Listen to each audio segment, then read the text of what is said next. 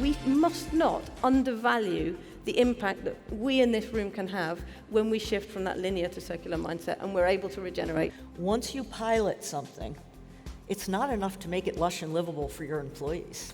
It's the arrows that go out to the community.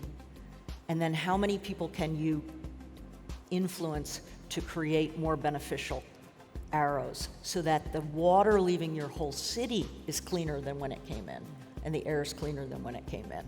I think we've come from a place where business was asking, how much can we get away with? Then we got to, okay, how much do we have to do? But what Janine is saying is a completely different question. How much can we possibly give back? How do you define regenerative design? Where do we start? For me, regenerative design is a lot more than just sustainability with all the knobs turned up.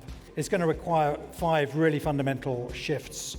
Rethinking our ideas of agency, rethinking our relationship with the living world, rethinking our attitude towards time, rethinking human nature, and developing a whole new purpose for the economy. We've been creating, as I said, creating and maintaining that trust and convenience for commerce.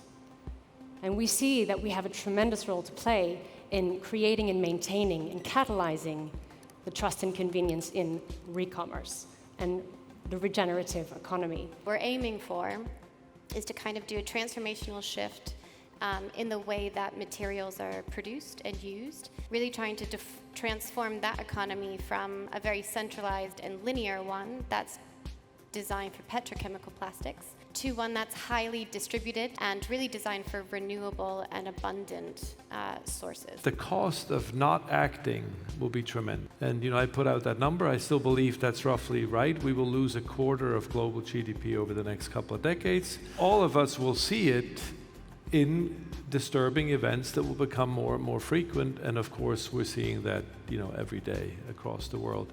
I think it goes back to both those points about why would a city not have water coming out of it cleaner than it coming in? Why would we not do that? Why would we have a business that degrades the world? When you think about the mindset shift, everything has to change. We have to go from the point where we're trying to fix what we have and make it last a bit longer to that massive opportunity to redesign the economy so it can work forever. And that involves all of this conversation and involves a complete rethink. And we need to get to the point where companies compete on their regenerational ability. Companies are competing on how well they're performing in the world.